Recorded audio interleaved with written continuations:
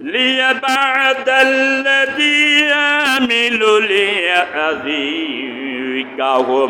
لعلهم يرجعون আল্লাহ পাক বলেন আমি এই ধাক্কা দেই তাদেরকে এরকম আযাব গজব দিয়ে ধাক্কা দিয়ে অপমান অপদস্থ করে ধাক্কা দেই যে তারা সইর হয় কিনা ফিরে আসে কিনা সংশোধন হয় কিনা এই জন্য আমি এদেরকে ধাক্কা দিয়ে দেখি আল্লাহ কিন্তু সহজে কোনো মানুষকে ক্ষতি করতে চান না বিপর্যয় ফেলাতে চান না বিপদে ফেলাতে চান না এই পৃথিবীতে সবচাইতে যিনি ভালোবাসেন আসমানের জমিনের উপরে তিনি কে আরো জোরে বলেন তিনি কে তিনি হচ্ছেন আল্লাহ সে আল্লাহ আপনার বিপদে ফেলবে কেন আপনার কর্মের প্রতিফল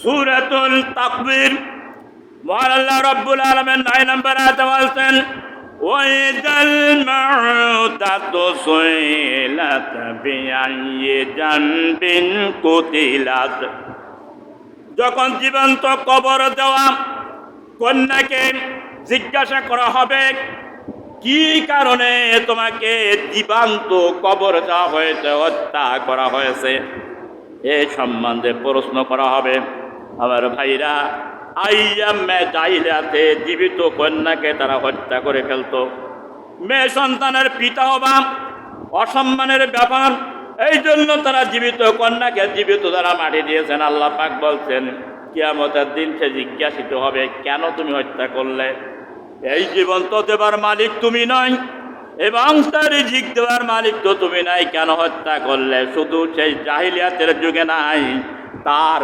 ধারাবাহিকতা এখনো চলছে যাদের গর্ভের ভিতরে সন্তান আছে 10 মাসের ভিতরে 3 বার তারা আল্ট্রাসাউন্ড করে করার পরে জিজ্ঞাসা করে যে আমার গর্ভের ছেলে না মেয়ে এখনো কাঁদতে বলে দেয় আপনার গর্ভের ভিতরে মেয়ে সন্তান আছে ওই সন্তানটাকে তারা হত্যা করে মেয়ে নেবে না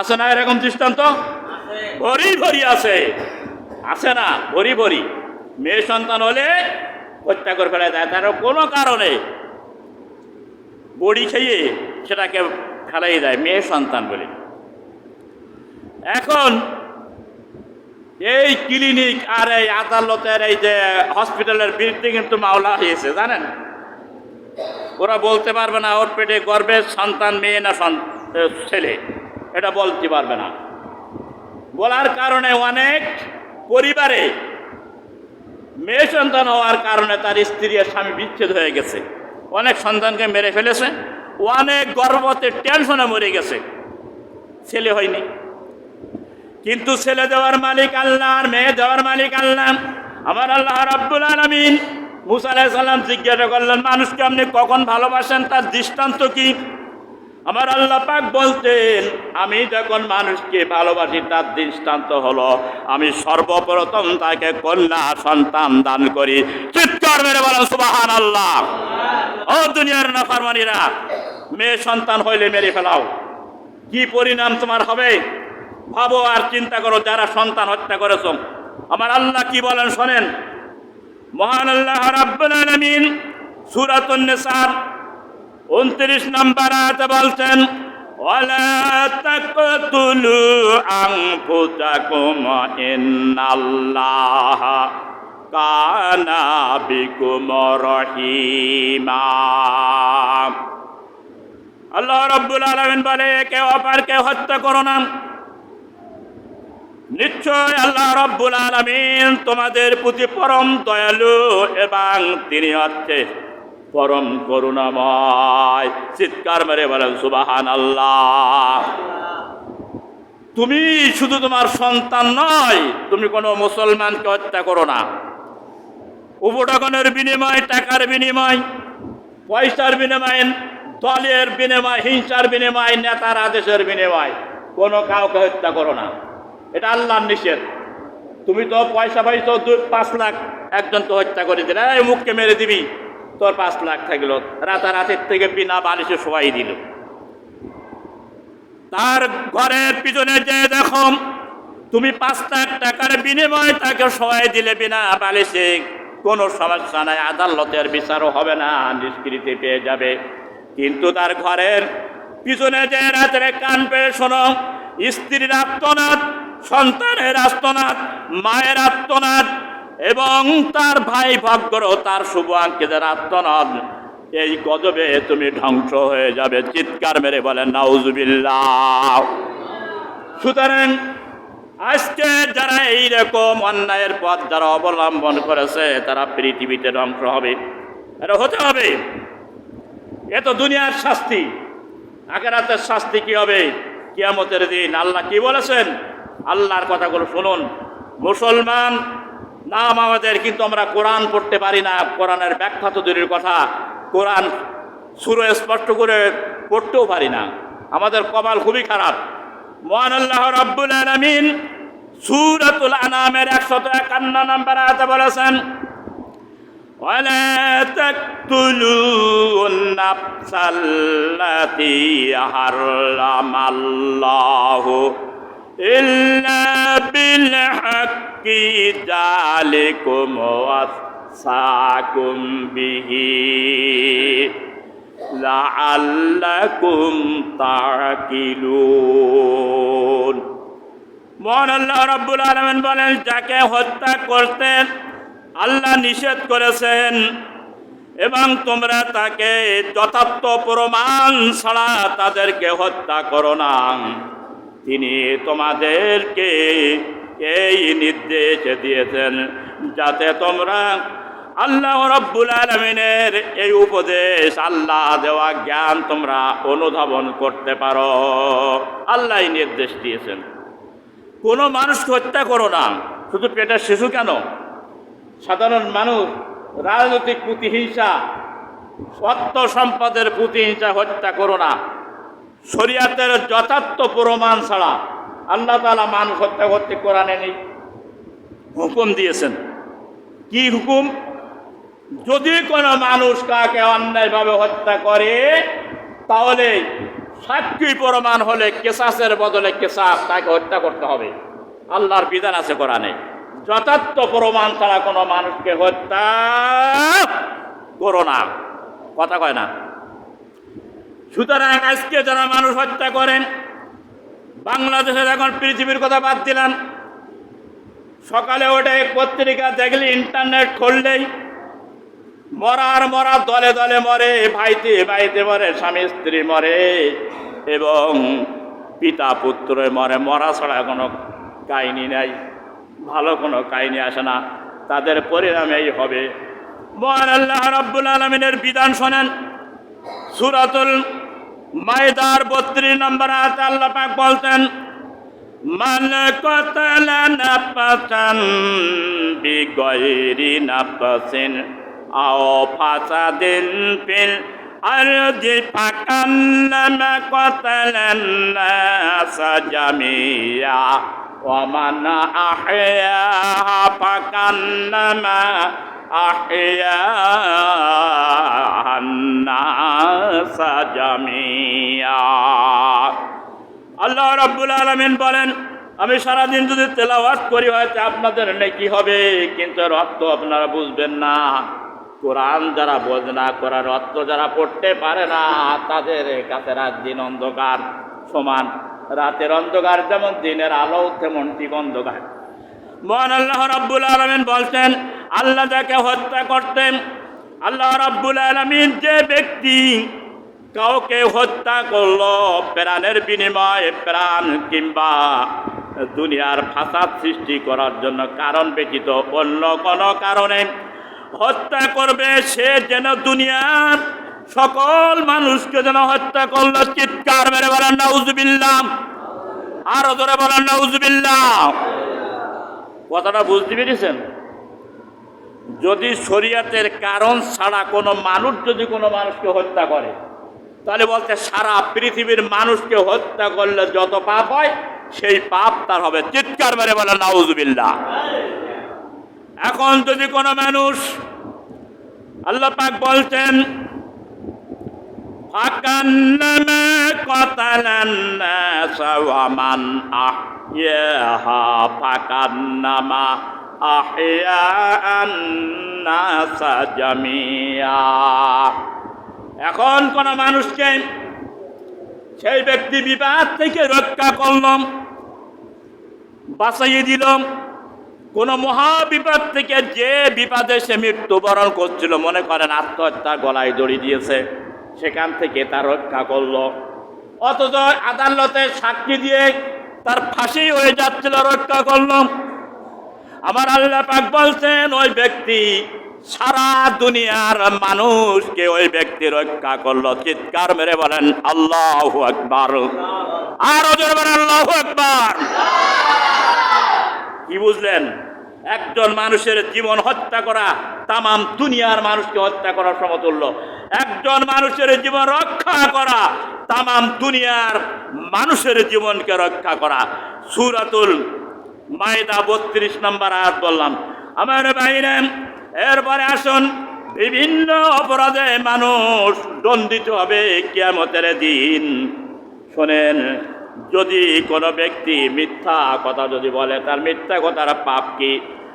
হযরত আবু বকর রাদিয়াল্লাহু তাআলা হাদিসটা বর্ণনা করেছেন, তোমরা মিথ্যা কথা বলো না, তিনটি কাজ করবে না। একটা হলো মিথ্যা, একটা পিতা মাতার অবাধ্য হওয়া, আর একটা হলো আল্লাহর সঙ্গে শরীক করা। তিনটে কাজ তোমরা করবে না।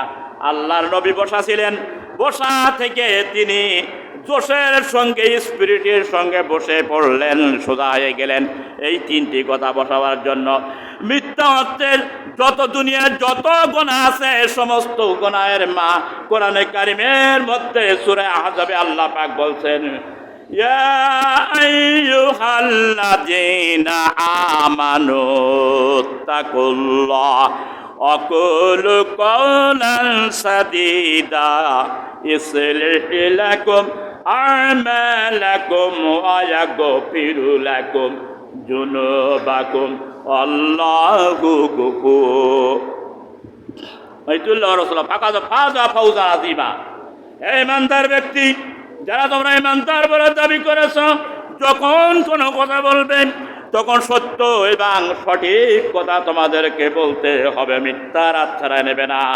কারণ আর মিথ্যা আহলিকু কিজবু, মিথ্যা কথা তোমাকে ধ্বংস করে দেবে। আর সিদকু ইয়ানজি, আর সত্য কথা তোমাকে নাজাত দিয়ে দেবে। চিৎকার মেরে বলা সুবহানাল্লাহ। এই জন্য আল্লাহ রাব্বুল আলামিন বলছেন মিথ্যা বলবে না। যদি মিথ্যা না বলে কি হবে? সত্য কথা বললেন, ইয়াগফিরু লাকুম যুনুবাকুম, তোমাদের গুনাহ কথা আল্লাহ মাফ করে দিবেন। ইসলিহ লাকুম আমালাকুম, আর তোমাদের আমলকে তিনি সংশোধন করে দিবেন। চিৎকার মেরে বলেন সুবহানাল্লাহ। শুধু তাই নয়, ওমাইতুল্লাহ রাসূলা ফাকাদা ফাজা ফাউজান আযীমা, যে ব্যক্তি আল্লাহ এবং তার রাসূলের ইতাআত করে চলবে, সেই ব্যক্তি এই পৃথিবীতে সবচাইতে সফলতা অবলম্বন করবে। অনেক হাদিস ছিল, বলতে পারলাম না, মিথ্যা। এরপরে আসেন গীবত যারা করে, আল্লাহর নবী জিজ্ঞাসা করলেন সাহাবীদেরকে, মা তাদারুনা মিল মাল গীবত, গীবত কাকে বলেন? এই আমলটা কিন্তু প্রত্যেকটা 95% মানুষ করে। মাঠে ময়দানে, চার দোকানে বসে, হুই খেতে বসে, রাস্তায় বসে এই গীবতটা বেশি করে। আল্লাহর নবী জিজ্ঞাসা করলেন সাহাবীদেরকে, ওগো সাহাবীরা বলো তো গীবত কাকে বলে? সাহাবীরা বলল আল্লাহ আলাম, আল্লাহ এবং আল্লাহ রসুল সবচাইতে বেশি ভালো জানে। তাদের বাণী সূচক এইটাই ছিল সাহাবায়ে কেরামের সবচাইতে উত্তম কথা। নবীজি বললেন, তোমার ভাইয়ের বিরুদ্ধে এমন কথা বলবে তার অসাক্ষাতে সেই কথা, সেইটা হলো গীবত। সাহাবীরা জিজ্ঞাসা করলেন, ইয়া রাসূলুল্লাহ, আমার ভাইয়ের মধ্যে যদি সেই দোষ যদি থাকে? আল্লাহ রসুল বললেন, যদি সেই দোষ থাকে তাহলে তুমি তাকে হেও গীবত করলে, হেও প্রতিপন্ন করলে। আর ওই দোষ যদি ওর ভিতরে না থাকে তাহলে তাকে বুহতান করলে, অর্থাৎ তাকে তুমি একটা অপবাদ দিলে। চিৎকার মেরে বলেন নাউজুবিল্লাহ। কোন অবস্থাতে গীবত করা যাবে না। আল্লাহ নবী বলেছেন, হযরত আব্দুল্লাহ ইবনে মাসউদ রাদিয়াল্লাহু তাআলা আনহু, আল গীবাতু আশাদ্দু মিনাজ জিনা, একজন নারী আর পুরুষ যদি জেনা করে, সেখানে আল্লাহর রহমতের ফেরেশতা থাকে না, আল্লাহর গজব নাজিল হয়। আর এই জিনা, গীবত হচ্ছে জিনার চেয়ে আরো শক্ত পাপ। চিৎকার মেরে বলেন নাউজুবিল্লাহ। বলে তা কি করে হয়? আমি একটু মাঠে বসে গীবত করলাম একজনের নামে, আর একজন জেনা করলো, তার চেয়ে শক্ত হয়ে গেল? হ্যাঁ, এবার আল্লাহ রসুল বলছেন এই যে গীবতটা ওই জেনা করেছে ওর চেয়ে শক্ত পাপ। জেনা করার পরে যদি দুইজনে তওবা করে, অনুশোচনা করে, জীবনে আর জেনা করবো না, আল্লাহ মাফ করে দিবে। আর তুমি গীবত করার পরে যদি তওবা করো 70 বার, তোমার ওই গীবতের গুনাহ মাফ হবে না। যাকে গীবত করেছো তাকে ক্ষমা চেয়ে নিতে হবে। নাউজুবিল্লাহ করবেন না। আর বেশি ব্যাখ্যার কথা বলবো না গীবত। এরপরে আসেন চুগলখড়ি করা। চুগলখড়ি করা কিন্তু মান সম্মান বাড়ে, সবার কাছে ভালো থাকা যায়। আল্লাহর নবী বলছেন যে ব্যক্তি চুগলখড়ি করলাম, ওয়ান ইবনে আবু সাঈদ খুদরি রাদিয়াল্লাহু তাআলা قال قال رسول الله صلى الله عليه وسلم لا يدخل الجنة নামামুন। এটা হচ্ছে আপনার বুখারী বা মুসলিমের হাদিস। আসমানের নিচে জমিনের উপরে হাদিসের মধ্যে বুখারী আর মুসলিম হচ্ছে সবচেয়ে সহিহ হাদিস। বলতে ওই নাম্মাম কোনোদিন আল্লাহর জান্নাতে যাবে না। তাহাজ্জুদ করুক আর হজ করুক আর যাকাত দেক আর দান করুক আর সদকা করুক না কেন, ওর জন্য আল্লাহর জান্নাতকে হারাম করেছেন। লা ইয়াদখুলুল জান্নাহ। ওই চুগলখোর, চুগলখড়ি করে স্বামী স্ত্রীর ভিতরে দ্বন্দ্ব বাজাই দেয়, ভাই ভাইয়ের ভিতরে দ্বন্দ্ব বাজাই দেয়, পাড়া প্রতিবেশীর ভিতরে দ্বন্দ্ব বাজাই দেয়, ইমাম এবং মুসাল্লিদের ভিতরে দ্বন্দ্ব বাজাই দেয়, এবং দল বিদলের ভিতরে দ্বন্দ্ব বাজাই দেয়। নাম চুগলখোর। চুগলখোর কোনোদিন জান্নাতে যাবে না, যত বড় নামাজি হোক না কারো। চিৎকার মেরে বলেন নাউজুবিল্লাহ।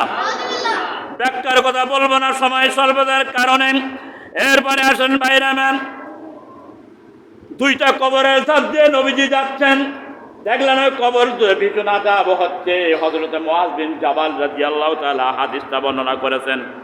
এটা হচ্ছে মুসলিম শরীফের হাদিস। আল্লাহর নবী বললেন এই দুইটা কবরের ডাল গাড়িয়ে দাও, খেজুরের ডাল ভেঙ্গে পুঁতে দাও। এই দুইটা কবরের শাস্তি হচ্ছে।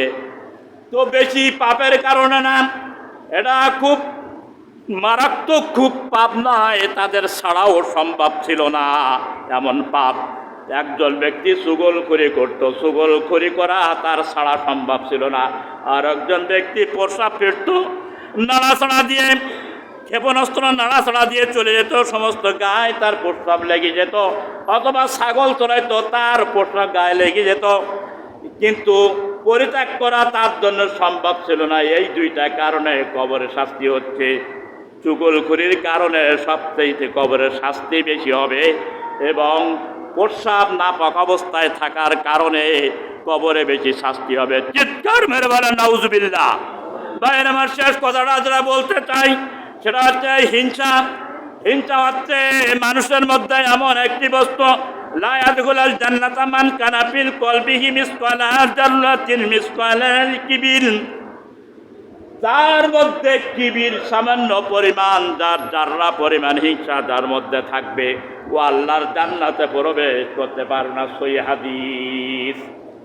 অনেক সময় তো জয়ীফ হাদিস নিয়ে টানাটানি করো, রফাদাইন করতে হবে, হাত বাঁধতে হবে, আমিন বলতে হবে। ও যদি না বলো জান্নাতে যেতে পারবা, কিন্তু তোমার ভিতরে যদি জাররা পরিমাণ হিংসা যদি থাকে, বুখারী শরীফের হাদিস শুনে রাখো, মান জাররা মিসকালাহা কলবিহি জাররা, জাররা পরিমাণ যদি হিংসা থাকে জান্নাতে যেতে পারবা না।